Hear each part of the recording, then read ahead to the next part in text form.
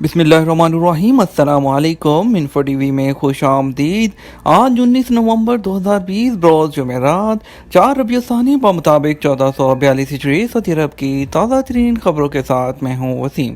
اگر آپ بھی سعودی عرب کے بدلتے حالات، بدلتے قانون اور روزمرہ کی تازہ ترین اپڈیٹس حاصل کرنا چاہتے ہیں تو انفو ٹی وی چینل کو سبسکرائب کیجیے، ساتھ میں موجود بیل آئیکن پریس کیجیے تاکہ آپ تک لیٹسٹ اپڈیٹس پہنچ سکیں۔ نیوز بلیٹن بہت اہم ہونے والا ہے، اس میں شامل ہوں گی انٹرنیشنل فلائٹس، انڈیا پاکستان کے نئے ویزے کے بارے میں خبر، اور اس کے علاوہ بات ہوگی ایئر لائنز کی اسپیشل فلائٹس کے بارے میں، اور بہت سی اہم خبریں بھی ہوں گی۔ آپ کے سوالات جوابات بھی شامل ہوں گے۔ ویڈیو کے ساتھ بنے رہیے گا۔ ہم شروع کریں گے آج اپنے پہلی خبر کے ساتھ۔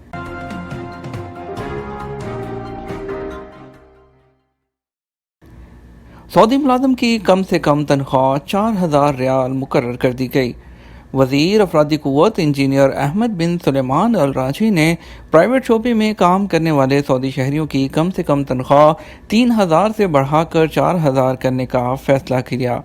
سبق ویب سائٹ کے مطابق وزیر افرادی قوت کے فیصلے کے بعد نطاقات پروگرام میں سعودی ملازم کی بھرتی اس وقت تصور کی جائے گی جب اسے کم سے کم 4,000 ریال ماہانہ تنخواہ دی جائے گی۔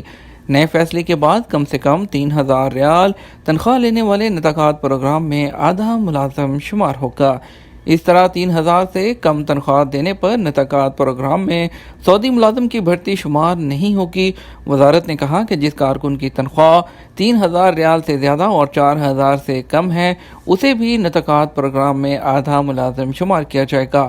کم سے کم 3,000 لینے والے کارکن کا نطاقات میں آدھے ملازم کے طور پر شمار اس وقت تک ہوگا جب اس کی سماجی انشورنس فیس ادا کر دی جائے گی۔ جو سعودی کارکن فلیکسیبل ڈیوٹی اوقات کے مطابق کام کرتے ہیں وہ اگر 168 گھنٹے مکمل کر لیں تو انہیں نطاقات میں 1/3 ملازم شمار کیا جائے گا۔ ایک بڑی اپڈیٹ شامل کریں گے۔ سعودی عرب کی طرف سے وزٹ ویزے اور ٹورسٹ ویزے پر پابندی کے بعد امارات کے بھی طرف سے ایک بڑی اپڈیٹ، پاکستان سمیت 12 ممالک پر پابندی۔ سعودی عرب کے بعد متحدہ عرب امارات نے کورونا کی وجہ سے ایک بار پھر پاکستان سمیت متعدد ممالک کے شہریوں کے لیے وزٹ ویزے اور ورک ویزے کے اجراء پر پابندی عائد کر دی۔ پاکستان میں متحدہ عرب امارات کے سفارت خانے کی جانب سے انفو ٹی وی کو بتایا گیا کہ اماراتی حکومت نے کورونا کی دوسری لہر کے پیش نظر پاکستانیوں کے لیے وزٹ ویزے اور انڈینز کے لیے وزٹ ویزے، ٹورسٹ ویزے اور ورک ویزے پر پابندی لگائی ہے۔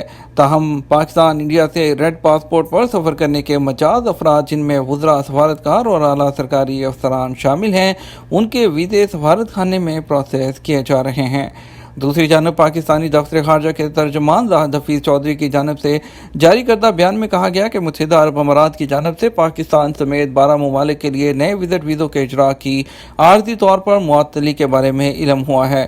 اس معطلی کا اطلاق پہلے سے جاری شدہ ویزوں پر نہیں ہوگا۔ بیان میں مزید کہا گیا کہ یہ اقدام کورونا کی دوسری لہر سے متعلق ہو سکتا ہے، تاہم اس بارے میں اماراتی حکام سے تصدیق کی جا رہی ہے۔ تاہم اماراتی سفارت خانے کے مطابق یہ پابندی غیر معینہ مدت کے لیے لگائی جا رہی ہے۔ اس کے خاتمے کا انحصار کورونا کی موجودہ لہر پر ہے۔ اگر اس میں جلدی کمی آ جاتی ہے تو جلد ہی معمول کے مطابق ویزا سروس بحال ہو جائے گی۔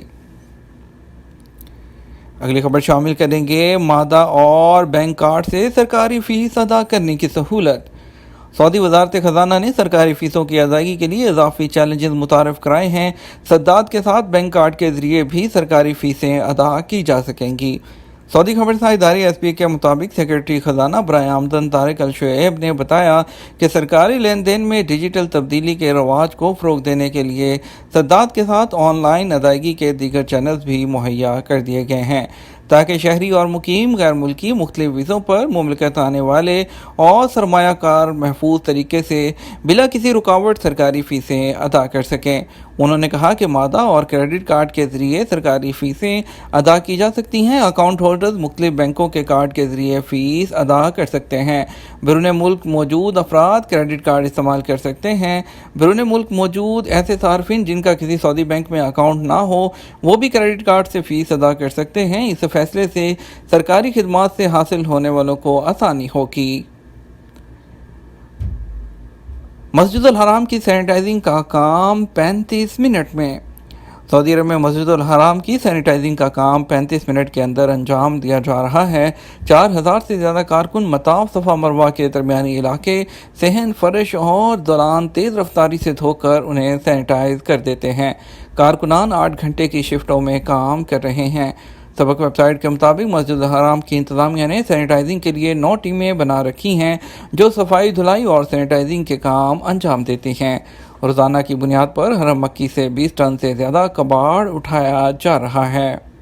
شاہ سلمان کو اقتدار کی 6ٹی سالگرہ پر کابینہ کی طرف سے مبارکباد۔ خادم حرمین شریفین شاہ سلمان بن عبدالعزیز کی سربراہی میں کابینہ کا آن لائن اجلاس منعقد ہوا، جس میں مقامی اور بین الاقوامی امور اور معاملات پر غور کیا گیا اور اہم فیصلے بھی کیے گئے۔ سعودی پریس ایجنسی کے مطابق اجلاس کے آغاز میں شاہ سلمان نے بحرینی وزیر اعظم کے انتقال پر گہرے دکھ اور افسوس کا اظہار کیا۔ بعد ازاں کابینہ نے خادم حرمین شریفین کو اقتدار سنبھالنے کی 6ٹی سالگرہ پر مبارکباد پیش کرتے ہوئے بیعت کی تجدید کی ہے۔ اس کے ساتھ ہم خبر شامل کریں گے سعودی عرب کے بدلتے حالات، آپ کے سوالات، جوابات اور نئے ورک ویزا اور پرانے ورک ویزا کے بارے میں۔ سعودی عرب میں کرونا وائرس کے پھیلاؤ کو روکنے کے لیے نافذ لاک ڈاؤن کے خاتمے کے بعد حالات معمول پر آ رہے ہیں۔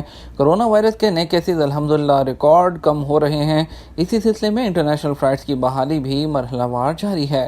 موجودہ صورتحال کے حوالے سے سامعین نے اپنی مشکلات اور مسائل کے حوالے سے مزید سوالات بھیجے ہیں۔ معاویہ نے سوال کیا ہے کہ وزٹ ویزا 2 سال کا ہے، 1 سال ہو گیا، اب پاسپورٹ ایکسپائر ہو رہا ہے۔ سوال یہ ہے کہ نئے پاسپورٹ پر ویزا کیسے ٹرانسفر ہوگا؟ نئے پاسپورٹ سفارت خانے یا کونسلیٹ سے بنوا لیں، اس کے بعد پاسپورٹ کی معلومات جوازات کے سسٹم میں فیڈ کریں۔ پاسپورٹ کا ڈیٹا جوازات کے سسٹم میں فیڈ کرنے کو نقل معلومات کہتے ہیں۔ محکمے نے یہ سہولت ابشر اکاؤنٹ پر بھی فراہم کی ہوئی ہے۔ آپ جس کی اسپانسرشپ میں وزٹ ویزے پر سعودی عرب آئے ہیں، ان کے ابشر اکاؤنٹ کے ذریعے نئے پاسپورٹ کی نقل معلومات سسٹم میں فیڈ کی جا سکتی ہے۔ اگر ابشر کے ذریعے ڈیٹا فیڈ نہیں ہو رہا تو دوسری صورت میں جوازات کے قریبی سینٹر کے لیے آن لائن ٹائم لیں۔ وقت مقررہ پر دونوں پاسپورٹ لے جائیں، تاہم یہ کام بھی آپ کے اسپانسر کو کرنا ہوگا، یعنی جن کے ویزے پر آپ سعودی عرب آئے ہیں۔ اب بات کرتے ہیں انڈیا کے لیے نیا ویزا کب تک شروع ہوگا۔ آپ کو بتاتے چلیں کہ یہاں پر سوال کی شہزاد سیفی نے وضاحت نہیں کی کہ کون سے وزٹ ویزے کی بات ہو رہی ہے، عمرہ ویزے کی یا ورک ویزا کے بارے میں۔ یاد رہے کرونا وائرس کی وجہ سے تاحال حالات زندگی حسب سابق معمول پر نہیں آئے۔ معاملات وہ بتدریج بہتری کی جانب چل رہے ہیں، تاہم اس مہلک وائرس سے بچاؤ کی تدابیر اختیار کرنا بے حد ضروری ہے۔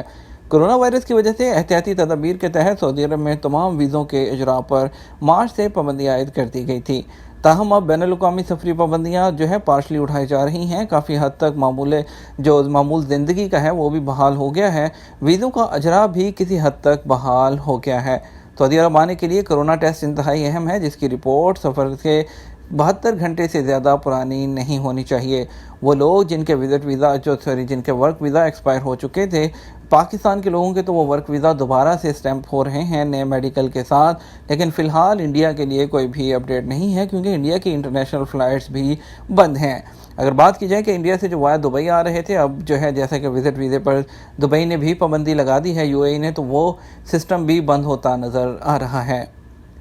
اس کے بعد چودھری نسیم نے پوچھا ہے کہ چھٹی پر پاکستان آیا ہوں اور کفیل نے حروب لگا دیا، اب کیا کرنا ہوگا؟ آپ کو کیسے معلوم ہوا کہ کفیل نے حروب لگا دیا ہے؟ کہ آپ کا ویزا پرائیویٹ کفیل کا ہے یا کمپنی یا مؤسسہ وغیرہ کا؟ محکمہ پاسپورٹ کے قانون کے مطابق بیرون ملک گئے ہوئے کارکن کا خروج نہ ہی لگایا جا سکتا ہے، نہ ہی حروب۔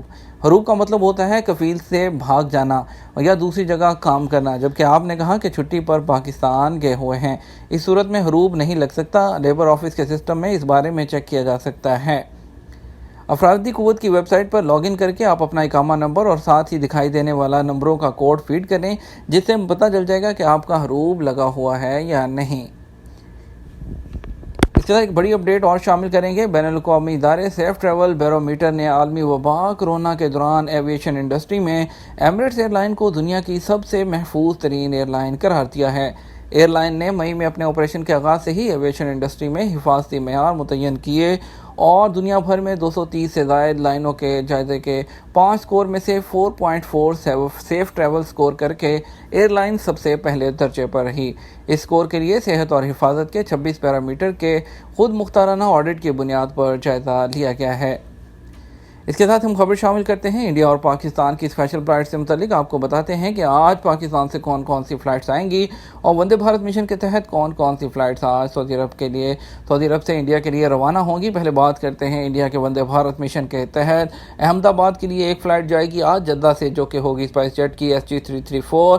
بنگلورو کے لیے ایک فلائٹ ہے جو کہ ٹرکش ایئر لائن کی ہے، TK 6596 دمام سے جائے گی. دلی کے لیے دو فلائٹ ہیں، پہلی فلائٹ SG66 جدہ سے دلی، دوسری flight 6E9206 Riyadh to Delhi IndiGo. Hyderabad کے لیے ایک فلائٹ ہے جو کہ جدہ سے جائے گی، QG581 جدہ سے حیدرآباد سٹی لنک کی فلائٹ ہے. جدہ سے کوزیکوڈ کے لیے بھی ایک فلائٹ ہے اسپائس جیٹ کی SG36 جس کا نمبر ہے.